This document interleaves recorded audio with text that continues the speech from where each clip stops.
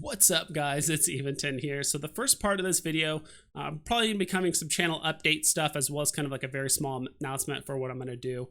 Because right now we're honestly really close to 1,000 subs. I think the last time I checked, we're at 995. So there's no reason why we shouldn't hit it here in the next few days. And I say we because I do think it's a collective effort, and I do want to thank you guys for telling your friends, your family, your court mates, and even other content creators that have given me a shout out to kind of help me get up to this point. So I really appreciate them as well. And in order to show that appreciation, I want to do a public mining fleet. I know that's been long requested by quite a few viewers. So on Wednesday to February 17th, I will be hosting a public mining fleet between like eve hours of 1 and 2 o'clock. That's where I'll start the stream on YouTube. And it'll probably last for 2 to 3 hours. It could go longer. It just really depends on how many people actually show up for the mining fleet and how long it takes. And, you know, people are still joining towards the end. I'll probably keep it a bit longer. But I am trying to pick between 2 different systems. Both are within like 8 jumps of JITA, and they're actually really safe. I've looked them up on ZKillboard. There hasn't been a miner gank in the last like 2 to 3 months. So I would consider those systems to be relatively safe. So, and again, because I am really new to being like a mining foreman, Orca, boost pilot, whatever you want to call it. I don't want, and because I am streaming, I don't want to have to juggle who mined what or and give proper payouts and all that kind of stuff. And I have no idea how many people are actually going to show up. So I'm probably going to reserve payment just for people that are obviously new bros, so people that are adventurers, things like that. I'll look up their account info because I think the IS will go much further for those guys and kind of get them immersed into the community, as well as just the EVE Online like fleet mining experience as well. So if you guys do catch me on stream, or if you guys do catch me online on February 17th on Wednesday between 1 and 2 EVE time, just send me a message. I'll give you guys the information for the fleet. And so obviously bring your ventures, barges, exhumers, mining praxis. I think it would be more fun, and I would actually encourage you guys to make kind of the non-ore mining ships. I've done actually a video about that before where people actually submitted fits of mining ships that cannot be in the ore line of ships. So people are sending in Vexers, Rokes, Praxis, that kind of stuff. I think that would be kind of fun to have a mining belt full of these really odd looking ships that are all mining the belt together at the same time. So I look forward to that coming up on February 17th between 1 and 2 EVE time. And the second thing is I do actually want to change up my logo, almost kind of rebrand the channel. I'll probably go more in depth later on, in a few weeks or months when it comes to finalizing all this. But I know everyone knows me as the Garistas logo guy, the skull and the ears thing. And they were my favorite faction when I first started EVE. But I think as I've kind of progressed, I played EVE longer. I understand the lore, the player base, just everything in general, plus other content creators.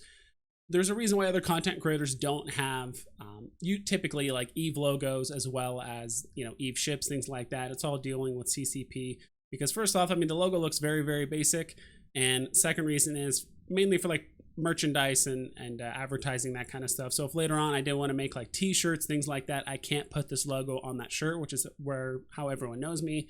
Plus, it's already tied to another aspect of the game. So I really want to make a really unique logo where I can stick out when people see it, they know it's me, and not think it's something else involving the game. And that way it kind of gets lost in translation, if that makes sense. So if any of you guys are graphic designers or really good artists, I'm not sure if right now I'm taking commissions, but at some point in the near future, I do want to entertain some ideas or get some creative thoughts from people that are infinitely more artistic than me, trying to make something that's truly unique and that would honestly look good on icons, merchandise, things like that. Come up with backgrounds here in the near future. So, all right, now finally on to the recap of the week, or I should say weekly recap, whatever you want to call it. So this is me streaming probably about a week ago, doing the Gala Sites here on my Praxis, which was alpha suitable.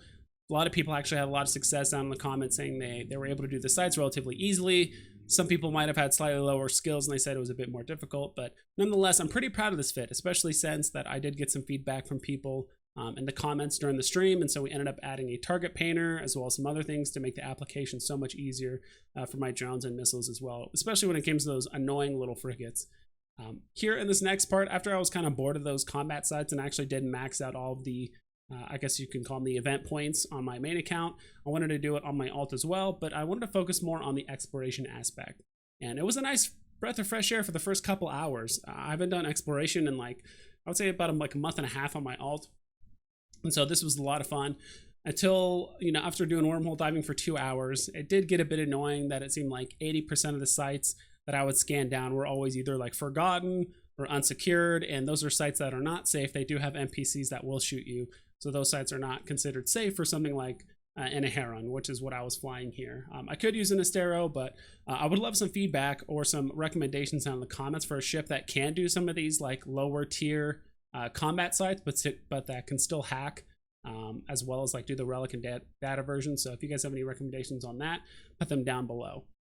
I did eventually manage to find a Gala site here in exploration, and I did quite a bit of the loot. The hacking seems obviously pretty difficult. I think all the hacking sites were either like yellow or red for the most part, but the loot payout was pretty similar to the ones in HiSec that I ran into prior. So it seemed like most of the canisters held anywhere between like 1.5 to 6 million ISK, like at most, and obviously most of that coming from the overseer effects. I will admit I only did about like 2 of these wormhole ones, so maybe I just got bad RNG, whatever it is. I do run a cargo scanner, because I was running other sites as well, but I do run a cargo scanner on my Heron mainly because honestly, if you're in a wormhole and you spend, you know, 2-3 minutes trying to hack a can, and then you open it and you find out it's empty or it only has 1 million ISK, you know, you wasted a lot of time and you're leaving yourself open to gankers. So typically what I do is I go into the site, no matter what site it is, whether it's a data or relic site, I scan down usually all the canisters first, and then whichever ones have the most ISK, those are the ones I hack first, and then I kind of go in reverse order. And usually if something has less than like 1 or 2 million ISK, I just leave it alone and I just keep moving on, because losing my entire ship as well as everything inside for 1 to 2 million ISK just isn't worth it. Now I think I would love to do a video series or just a video on some pointers about some exploration here in the near future. So this is one that I ended up doing in HiSec. And again, like I said, the rewards seem pretty similar. So don't forget to actually accept those quests as you're coming in, because there's quite a few times where I actually forgot to accept them as I was doing them, and then I couldn't really do it again until I found a new site. So again, like these canisters, a lot of these canisters had less than 1 million, and some of them are differently priced. So this one was actually a good one. That skin was worth like 70 million or something like that, but then once I looked up on the market, everyone was selling them for like 8 or 9 million. So don't be too fooled about the amount of the skin that you think it's worth. I mean, it was probably worth that amount 6 months ago, or maybe when that's how the market was before you started. But in this instance, I actually noticed something. You can actually probably complete the whole Gala event quest in probably like 3 or 4 sites. So what you do is you enter the site, because there's only 2 quests for exploration. What you do is enter the site, accept the reward, you hack one, and then when you're done hacking it, it's going to ask you to enter the site again, right? So actually what I did was I actually ended up just leaving the site. I actually just warped back in, and it said, hey, you entered, and then I hacked another can. I warped out, warped back in, and said, hey, you entered the site. And so you just kind of do that over and over and over.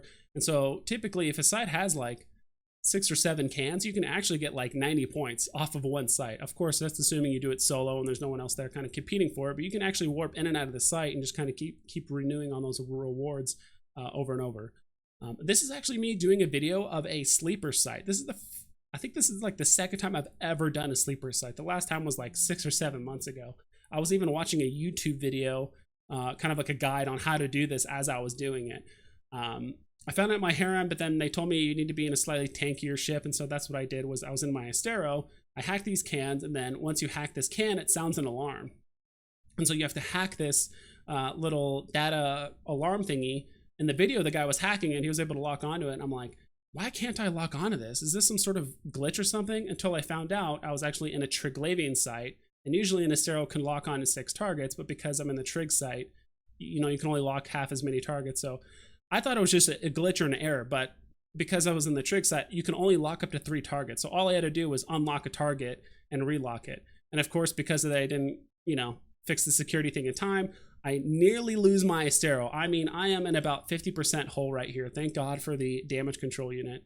I just saw it was counting down. I just knew something bad was going to happen. I thought I had enough time to like hack those other cans or something, but there was no way. So that was cutting it very, very close.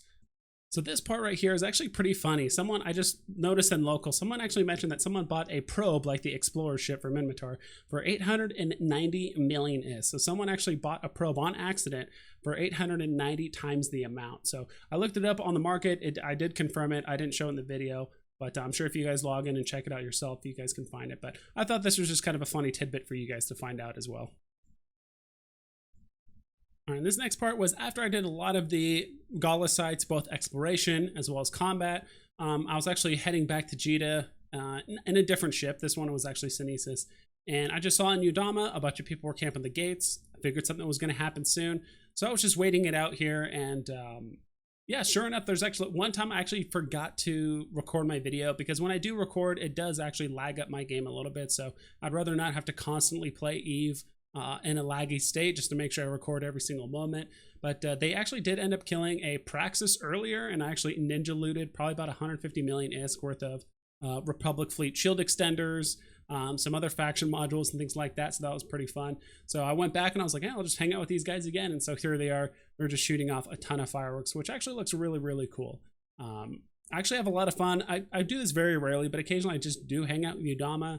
I'm just wondering if a gank is going to happen, especially when you do see a lot of people in local and things like that. So here we're actually seeing fireworks, but I actually did manage to actually capture a full-on gank. I was probably about 5 to 6 seconds late into capturing the gank, but you guys will see here in a second that it is pretty absurd, and you have to respect the fact of how quickly they are with jumping on these ships and ganking them when it does happen. So as you guys can see here, it's going to get very laggy.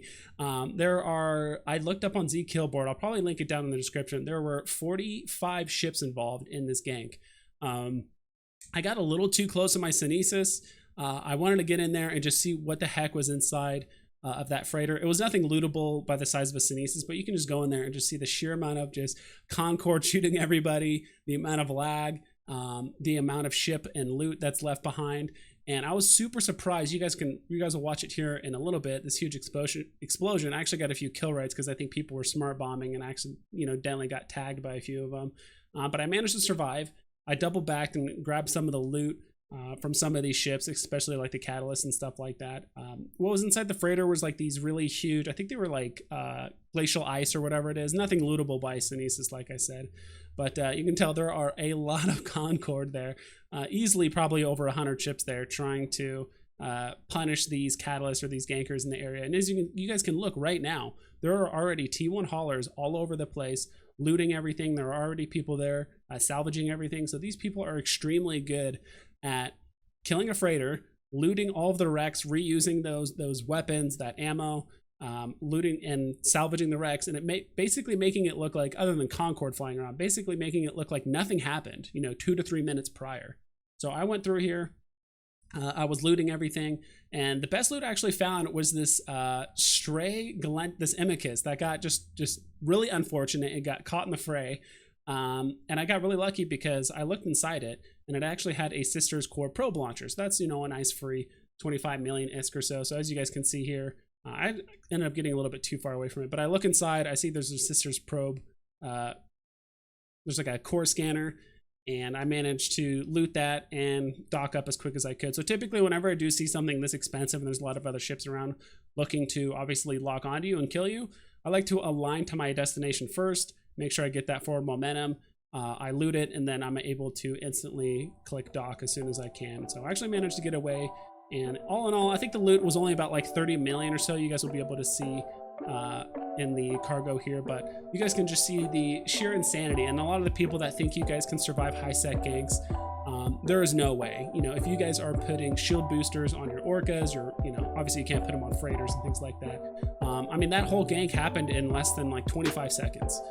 Maybe 30 seconds most, and I was even a couple seconds late to that gank as well, like turning on the recording and stuff like that. So I mean, you might only get a handful of cycles on that booster before you're already dead, just because there's no way you guys can out tank that damage. There was 45 catalysts. There's probably a few other people online too as well that probably could have brought another 10 or 15, but as you guys can see, I am putting a kill right on these guys, but these kill rights aren't going to get cashed out, because at the end of the day, these people are always going to be criminals. They're all at -10. No one's ever going to cash out on these kill rights, but you never know at the end of the day. So, and that's pretty much it, guys. I apologize if the video was a bit long, but I did have a lot of different topics to cover, including kind of the future of the channel And I really look forward to all of you guys being at the fleet. And I did forget to mention, I will be giving away probably more of the Vexor as well as the Scope Syndication skins for particularly people in fleet, and then also the people in the channel too as well, like in the stream. So in case you guys can't make it to the fleet, no worries, I'm still going to be doing